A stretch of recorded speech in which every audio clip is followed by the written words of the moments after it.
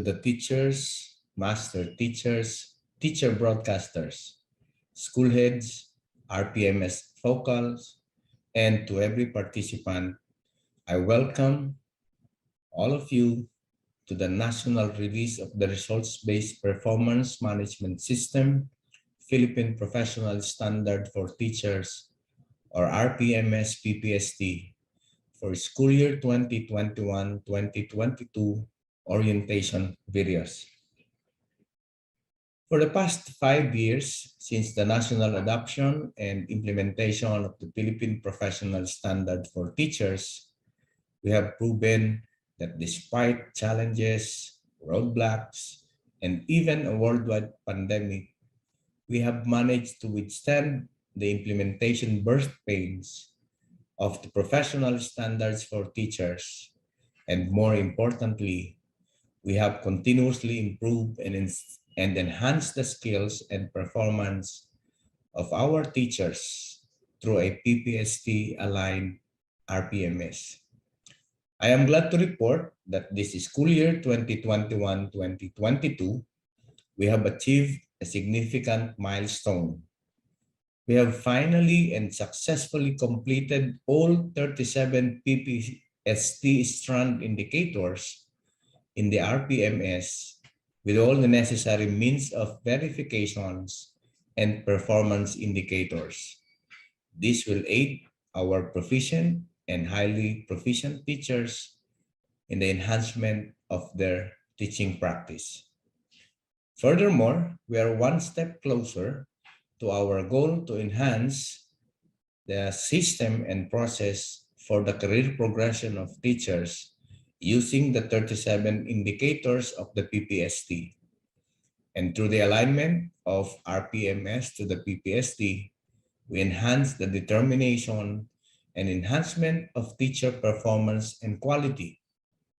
Therefore, the salient documentation and validation of high-quality standards of teaching practice will be achieved through the PPST.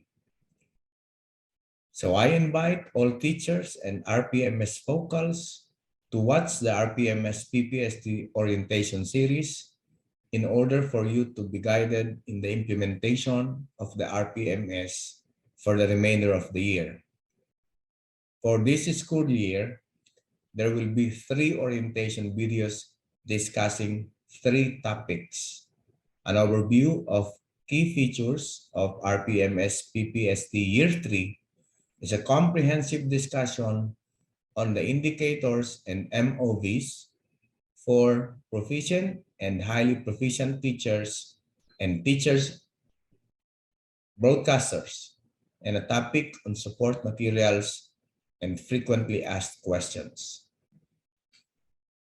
DepEd will release 1 episode per day in the next 3 days to tackle the features of DepEd Memorandum Number 4, Series of 2022, or the implementation of the RPMS-PPST for teachers for school year 2021-2022.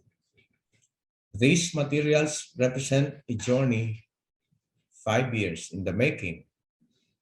To the teachers, I would like to say that we have finally made it. We have finally laid down all the necessary tools and mechanisms that will help all of you, whether you are in the confines of a classroom, in the platforms behind the camera, or in the fields traversed through a 2-way radio. These are all in line with the values of the department in adopting a learner-centered and teacher-centered philosophy in the development of its policies, systems, and programs. In the same light, the Office of the Undersecretary for Human Resource and Organizational Development, along with the offices under the office, has always been there to ensure that employees and teachers have favorable working conditions, clear terms of employment, and greater opportunities towards career movement,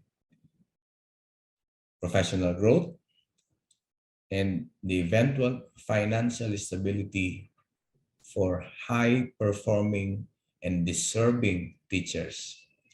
I would like to take this opportunity to thank our staunch supporters, partners, the Philippine Normal University, the Research Center for Teacher Quality, or the PNU-RCTQ, our RPMS-PPST TWG, and all the field RPMS focals and experts who gave their best in the development of the RPMS tools and materials since the beginning of our journey.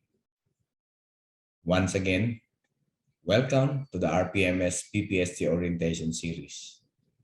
Salamat at mabuhay po tayong lahat.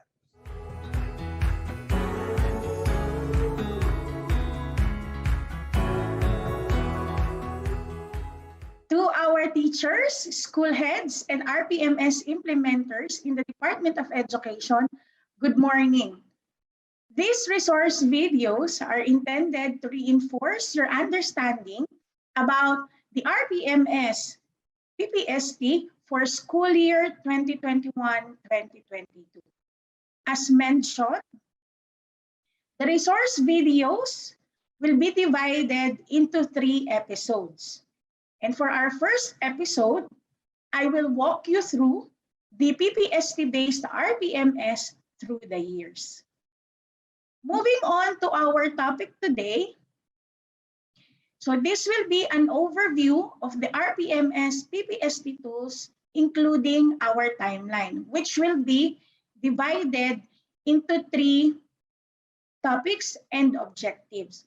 So the first part of my presentation will be an explanation to discuss with you PPST through the years linked with feature progression, including its key feature. It will be followed by an overview discussion about the RPMS tools for proficient and highly proficient teachers. And the last part will be devoted into the timeline or the RPMS cycle for this school year. So moving on with our topic. So, the downloading and integration of 37 PPST indicators in the RPMS of teachers is originally slated for 3 years. This is to provide sufficient time for teachers to understand the performance indicators that is aligned with the Philippine Professional Standards for Teachers. Kindly take note that the distinct context and challenges were considered in the selection of indicators for each year. That is why this is divided into 3 years of implementation. So specifically, for this school year 2021-2022, teachers shall be able to complete all the 37 PPST indicators translated into performance indicators. Kindly take note that the year 3 indicators are really not new. They are the remaining indicators that will make up for the 37 indicators that was gradually released since 2018 or school year 2018. So to discuss in details why I mentioned that this indicator for this school year is not new. So for my next slide, I'll walk you through how these 37 indicators was gradually downloaded in our RPMS. So if you can see, okay, so for school year 2018-2019 and school year 2019-2020, so there are 12 indicators highlighted in green. And for school year 2020-2021 highlighted in orange, those are the PPST indicators that is included. And for school year 2021-2022, yan po yung natitira po nating indicators to complete the 37 indicators. But to mention po and just to emphasize that there are indicators within the 37 indicators that was repeated across year 1, year 2, and year 3. So yan po yung mapapansin nyo po with a single asterisk. And there are indicators as well that was repeated po across Year 1 and Year 2. So yan po yung makikita nyo po na indicators with double asterisk. So moving on with our discussion. So why there is a need to actually complete the 37 PPST indicators in our RPMS. This is to ensure that indeed po, no, the department is very serious in our commitment to uphold teacher quality in schools and improve, no, learning outcomes. At the same time, teacher performance will be assessed based on only what they do, what they are expected to do as a teacher as defined in the PPST. Further, we need to have a complete picture of the teacher performance as an input to professional development intervention, as we intend to prepare our teachers for the implementation of the new system of career progression for teachers and what we call competency-based reclassification process. If you are able to watch our series of explanation about career progression for teachers, oh no, this will be a sort of like review. But for those who missed that episode, in the next slide, you will see there will be like 3 requirements once we implemented the career progression for teachers, or what we call the competency-based reclassification for teachers. One is that teachers should meet the CSC-approved qualification standards per position. Second, there is a requirement of PPST-based performance requirements. And then the last one is that teacher will still undergo a PPST-based selection process. So for purposes of our topic today, we will zoom in into item number 2, which is the PPST-based performance requirements. That is why po we need to complete the 37 indicators. So for this one, if you can see, no, each position, each teacher position requires the achievement of a specific PPST indicators demonstrated in teachers' performance. And it will be measured through the IPCRL. Thus, necessitates the completion of the 37 indicators in PPST. Okay, so moving forward, yan. So we will now go through the key features of DepEd Memorandum for Series of 2022. So under this memorandum,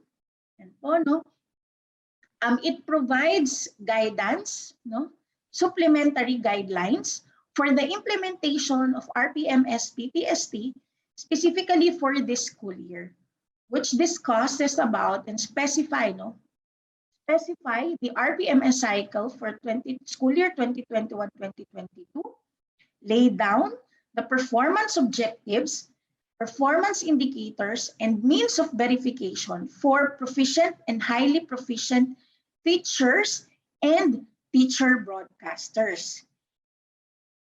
Included also are the guidelines for the RPMS alternative classroom observation given our context in the new normal and employment of learning delivery modalities. Further, included also in this DepEd memorandum are the RPMS tools such as classroom observation tool, self-assessment tool, and teacher reflection form, including the rater approving authority matrix for teachers and teacher broadcasters. So kindly take note that the performance objectives, performance indicators, including MOVs and tools, will be discussed in the succeeding episode. So make sure to tune in, doon po sa ating mga succeeding episodes. So moving on with our discussion, and as I've mentioned, the school year 2021-2022 indicators are nothing new. They are the remaining 18 out of the 37 RPMS objectives, which were issued through DepEd Order number 42, Series 2017, or the national adoption and implementation of the Philippine Professional Standards for Teachers. Part also of this DepEd Memorandum for Series 2022 are the RPMS timeline, no, for school year 2021, which follows the 4 phases of the RPMS cycle and prescribes a timeline on the conduct of RPMS-related activities for this school year. This particular schedule is applicable only for this school year, and that the cycle schedule in the succeeding school year shall still be aligned, no, with the school calendar activities to be released by the curriculum and instruction strand.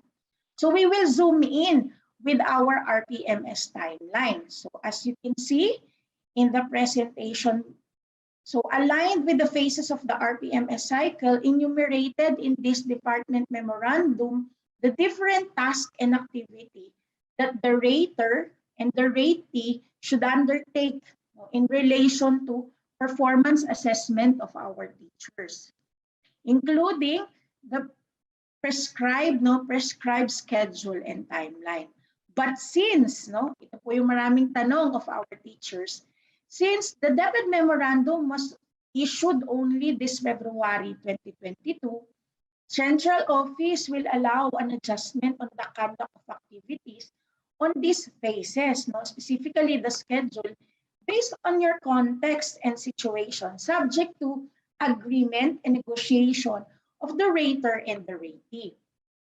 So despite the late issuance of this DepEd Memorandum, the indicators still cover performance for the entire school year and not just the remaining months, of the school year. So hindi po ito mag-i-start since the issuance of this DepEd Memorandum. So if teachers were able to gather MOVs prior the issuance of DepEd Memorandum, and these MOVs are aligned with the indicators for school year 2021-2022, then they may submit them as MOVs, provided po aligned siya with the specific indicators for this school year. Okay? So yan po yung isa po nating clarification about this schedule and timeline of RPMS-PPST for school year 2021-2022. Moving on to the next feature, and that is the scope, the scope of school year 2021-2022.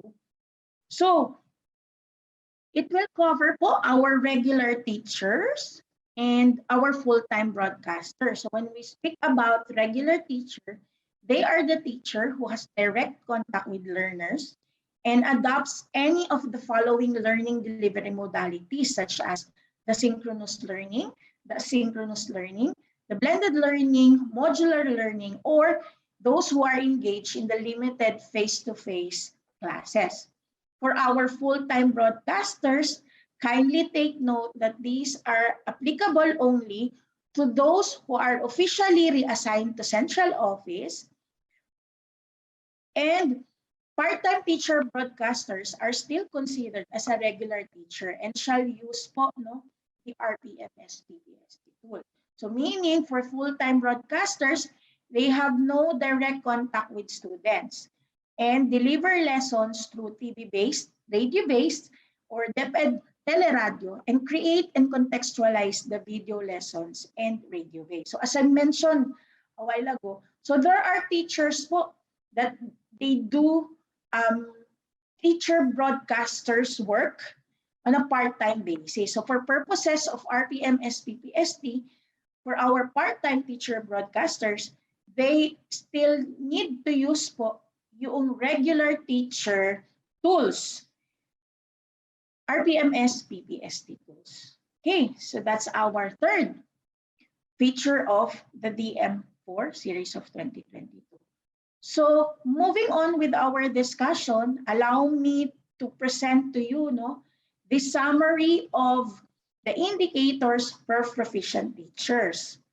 So yan po, as you can see in the slide. So this cover po no yung remaining indicators po natin, and this is applicable for both regular teacher and then the full-time teacher broadcaster. Now, let's move to the highly proficient teacher naman po. So for highly proficient teachers, yan po yung summary of our indicators for both regular teacher and the full-time teacher broadcaster for highly proficient teachers. Okay. So I'm giving you time to actually see, yung summary of these indicators. Okay.